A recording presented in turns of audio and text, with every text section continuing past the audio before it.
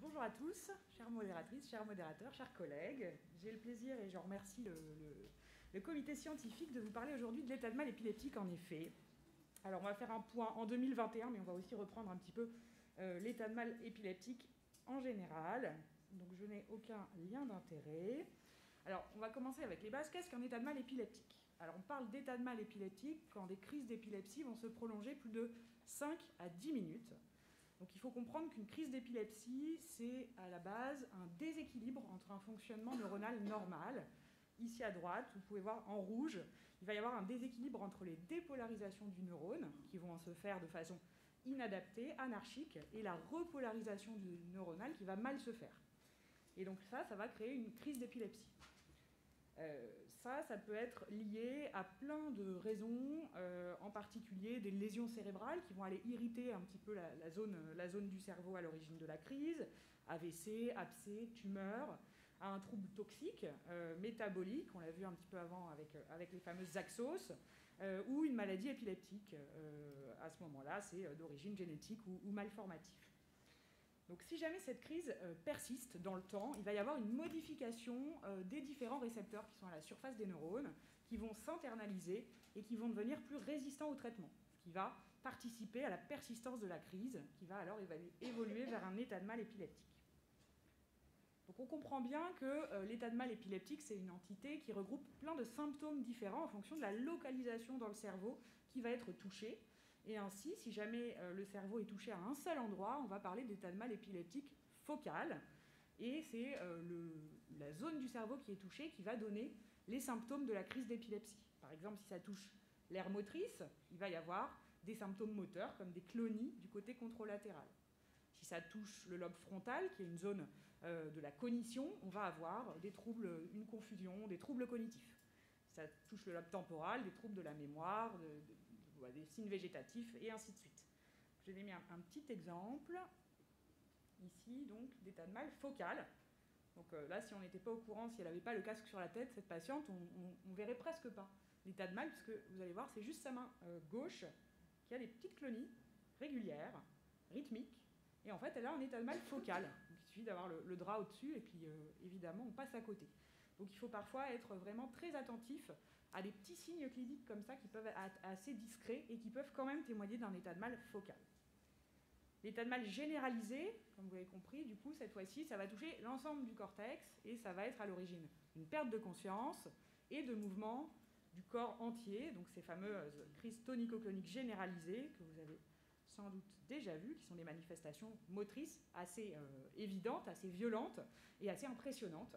Et qui sont plus graves en termes de complications, aussi bien pour le cerveau que pour les autres organes, en raison de la généralisation des crises.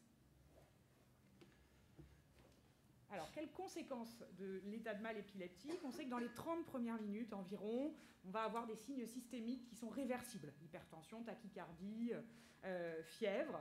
Et c'est au-delà de 30 minutes, en particulier pour les états de mal tonico-cloniques généralisés, qu'il va y avoir des séquelles neuronales, avec de l'ischémie et de la mort neuronale, qui vont créer du coup des séquelles cérébrales irréversibles. Les complications de l'état de mal, c'est environ 62% des patients. Ça peut être des complications neurologiques, ça peut aussi être des complications hémodynamiques, respiratoires, la pneumonie d'inhalation par exemple, ou traumatiques. Les séquelles à long terme, c'est la moitié des patients, donc c'est vraiment pas anodin, à 1 an, qui vont présenter du handicap, de l'épilepsie séquelaire, voire des troubles cognitifs. Ça, c'est en raison de cette fameuse mort neuronale qui va surtout toucher des régions très sensibles, qui sont les lobes temporaux, ici sur une imagerie. On voit que ces lobes temporaux vont se creuser, et ça, c'est des zones qui sont indispensables dans la mémoire et les fonctions cognitives. La mortalité, elle est très variable selon les études, entre 2 à 40% de mortalité. Probablement que ces 40%, c'est surtout dans des populations âgées. Plus le sujet est âgé, plus le risque de mortalité il est important. Alors, quelle prise en charge initiale? Là, ça va faire tout à fait écho au topo que vous venez d'écouter. Donc, vous êtes incollable. Il va falloir surtout protéger les axos, puisqu'elles vont aggraver l'état de mal, voire pérenniser l'épilepsie dans certains cas. Donc, on va d'abord protéger les malades et puis leur apporter l'oxygène suffisant, contrôler leur pression artérielle, leur dextro, leur natrémie et lutter contre la fièvre. Quels médicaments maintenant? Donc ça, c'est très bien codifié. Il y a des algorithmes très clairs. Dès que la crise va se prolonger plus de 5 minutes, c'est celle que vous allez voir en pratique. La plupart des autres, elles ne nécessitent pas un appel en urgence. Donc ça va être la benzodiazépine. Il y en a 3 qui sont autorisés en pratique. C'est le clonazepam, le Rivotril, à la dose de 0,015 mg/kg. Ça, c'est la plus usuellement utilisée. Le midazolam, à la dose de 0,15 mg/kg, qui a comme principal intérêt de pouvoir être aussi administré par voie intramusculaire, si le patient n'a pas d'abord vasculaire, par exemple. Donc ça, c'est très pratique. Mais c'est plutôt une drogue de réanimation, donc on n'en a pas toujours disponible partout. Et le Valium, à la dose de 0,15 mg/kg, ça c'est en particulier chez l'enfant et par voie intrarectale. Alors, si jamais les benzodiazépines ne marchent pas, comme on l'a vu dans l'état de mal épileptique, il va y avoir une certaine résistance à certains traitements, en particulier les benzodiazépines. On peut quand même essayer de refaire une deuxième fois la dose, une deuxième dose de benzodiazépine, en sachant que la probabilité que ça marche, elle est faible, mais ça va permettre un petit peu de préparer cette deuxième ligne de traitement qui s'appelle l'antiépileptique de longue durée d'action. Donc il y a 4 molécules, principalement les 3 premières que je vais vous citer, qui sont maintenant utilisées et qu'il va falloir choisir, mais qui ont la même efficacité et le même nombre d'effets indésirables. Le premier, c'est la phosphénitoïne ou le prodilantin à la dose de 20 mg/kg. C'est un médicament qui est très intéressant parce qu'il marche très bien, qu'il est très peu dépresseur central. On ne va pas mettre les patients dans le coma.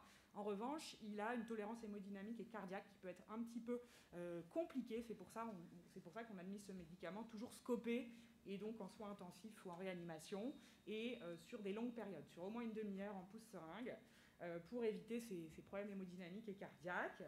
La seconde molécule, c'est la dépakine, le valproate de sodium, qui a fait son entrée, entre guillemets, dans cette deuxième ligne plus récemment, qui est un médicament qui est extrêmement bien toléré, même s'il y a eu beaucoup de choses, beaucoup de bruit sur ce médicament, surtout en raison de son effet tératogène chez la femme jeune. Dans l'urgence de l'état de mal, évidemment, ce risque tératogène, il est à pondérer. C'est un médicament qui est très bien toléré par ailleurs, qu'on va juste éviter chez les patients qui ont des hyperammoniémies, des cirrhoses par exemple. La troisième molécule, c'est le lévétiracétam, le Keppra, à la dose de 30 à 60 mg/kg. Ça, c'est très simple, il n'y a pas d'effet indésirable de ce médicament-là, en tout cas pas dans sa dose de charge, ou très peu. Donc c'est vraiment un très bon médicament. Enfin, le phénobarbital, c'est le Gardénal, 15 mg/kg. Celui-là, je l'ai quand même mis parce qu'il est très efficace. Malheureusement, c'est un médicament qui souvent crée une dépression centrale et souvent, on est un peu obligé d'intuber nos malades alors que l'état de mal a cédé, plutôt à cause du phénobarbital qu'à cause de l'état de mal lui-même.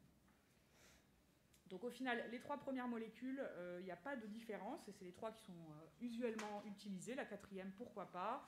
Il faut faire le choix en fonction des antécédents du patient. Si jamais le médicament ne marche pas, on commence à être 20, 30, 40 minutes de crise quand même. Donc comme vous vous souvenez, les séquelles neurologiques, elles commencent à être irrémédiables. Donc on se dépêche. Éventuellement, on peut changer de molécule si on a le temps, si le patient tolère bien, si l'état de mal est focal. Mais sinon, il va falloir passer à la 3e ligne de traitement, qui est l'anesthésie générale.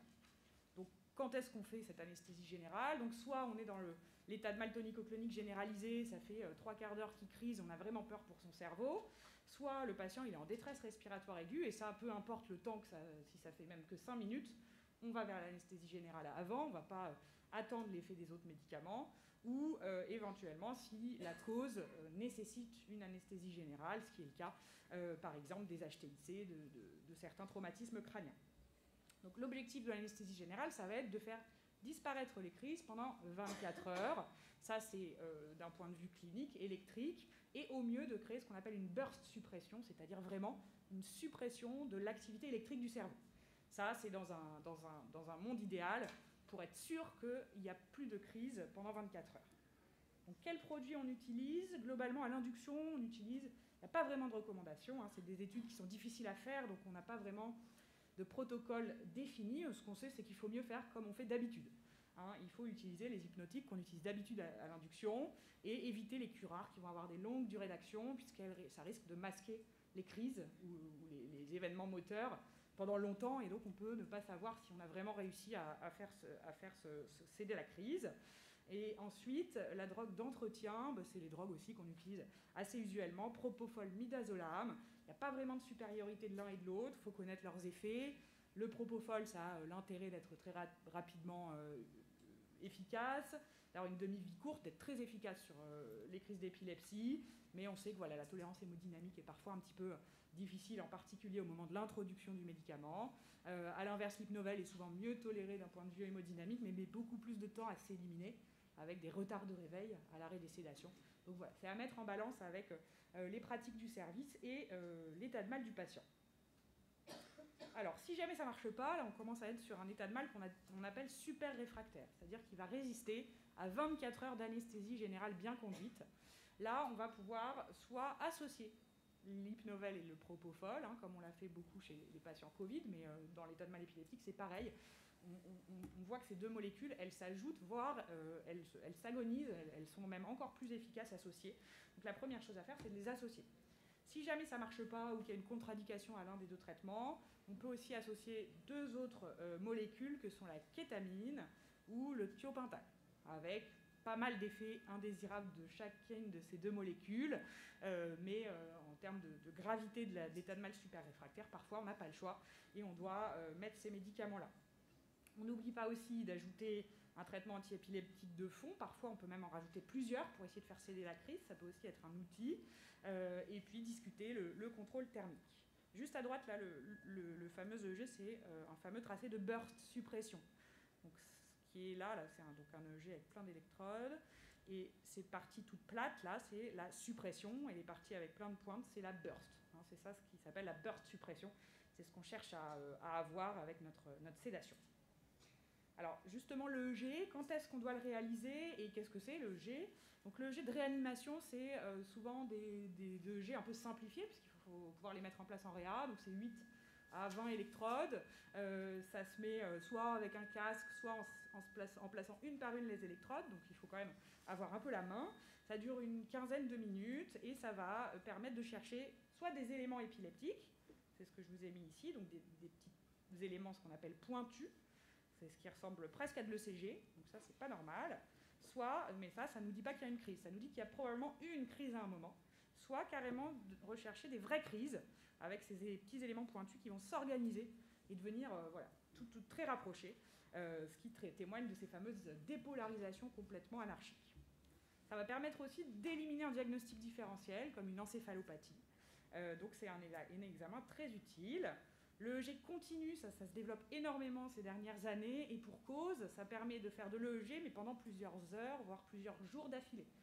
Donc c'est exactement la même chose que l'EEG, sauf qu'on va le laisser longtemps, et qu'il y aura une caméra qui va associer l'enregistrement. Donc l'intérêt, c'est qu'on a plus de chances de tomber sur des crises, surtout si elles sont courtes. Ça va permettre de monitorer ainsi les petites crises si on ne les voit pas du tout cliniquement, et puis de suivre l'efficacité des différents médicaments qu'on va mettre ou qu'on va arrêter. Néanmoins, ça nécessite bien sûr un personnel formé pour le mettre, l'enlever, et surtout une relecture d'heures et d'heures d'EEG par des neurophysiologistes. Évidemment, ça nécessite une coopération, et ça reste malheureusement encore beaucoup trop rare et pas assez disponible pour tous les patients qu'on aimerait suivre comme ça. Quand est-ce qu'on fait une imagerie cérébrale à ces patients? Donc il y a deux types d'imagerie. Le scanner cérébral, qui est un examen beaucoup plus rapide à faire, donc qu'on va privilégier chez le patient qui est instable, et qui va surtout chercher le saignement en urgence. Hein. Ça peut être un examen, on peut rechercher des choses plus fines, mais en urgence, c'est surtout éliminer qu'il n'y ait pas un gros saignement dans la tête, comme je vous ai mis ici à gauche. L'IRM cérébral, ça c'est à faire quand le patient est stabilisé, parce que c'est long, mais ça va permettre de rechercher des choses un petit peu plus fines, comme des encéphalites, des métastases, des abcès. L'APL, donc la ponction lombaire, ça se fait toujours après une imagerie. Donc pour mémoire, on prend une aiguille et on essaye d'aller récupérer du LCR au niveau lombaire, à l'endroit où la moelle épinière s'est arrêtée, c'est-à-dire qu'il n'y a plus de moelle épinière, hein, il n'y a plus de risque d'aller léser la moelle épinière. On va essayer d'avoir du liquide céphalorachidien, surtout pour aller rechercher des éléments infectieux en faveur d'une méningo-encéphalite infectieuse ou inflammatoire. Donc qu'est-ce qu'on fait une fois qu'on a trouvé la cause de notre état de mal grâce à ces examens et qu'on a contrôlé notre état de mal? C'est quand même pas fini. Il va falloir mettre un traitement étiologique. Si on a trouvé une méningite, par exemple, une méningo-encéphalite, il va falloir mettre un traitement anti-infectieux. Si on avait un trouble de la natrémie, il va falloir corriger cette natrémie, et ainsi de suite. Sinon, on ne va pas réussir à guérir l'état de mal. Et puis, on va mettre un traitement de fond, en particulier si la cause n'est pas tout à fait curable, comme si c'est un AVC, une tumeur, on ne peut malheureusement pas régler le problème en quelques heures. Donc on va mettre un traitement de fond pour éviter la récidive des crises au moment où on va arrêter les sédations. Et donc on va mettre d'abord une benzodiazépine, donc l'équivalent du midazolam mais en discontinu, c'est l'urbanil, le clobazépam ou le rivotril, et puis un traitement antiépileptique de fond pour éviter les récidives. Et une fois qu'on a mis ça, on va pouvoir arrêter les sédations de façon progressive. C'est presque une des seules indications en réanimation où on arrête progressivement les sédations pour éviter un sevrage brutal et une éventuelle récidive critique. Donc pour conclure, l'état de mal, c'est plein de présentations cliniques différentes, mais ça reste une même urgence. Il faut se dépêcher, le prendre en charge vite pour éviter les séquelles à court terme et à long terme. La prise en charge, elle est urgente, mais elle est très bien codifiée, ce qui fait que c'est un vrai garde-fou, qu'il y a peu de marge de manœuvre, les choses sont claires, il faut juste appliquer les choses. On peut associer plusieurs lignes de sédation dans l'état de mal réfractaire, et donc il ne faut pas hésiter à le faire. Avoir le EEG facile, qui soit ponctuel ou au mieux en monitoring, et puis traquer la cause pour la traiter au mieux et décroître progressivement les sédations une fois qu'on a instauré un traitement de fond. Je vous remercie de votre attention.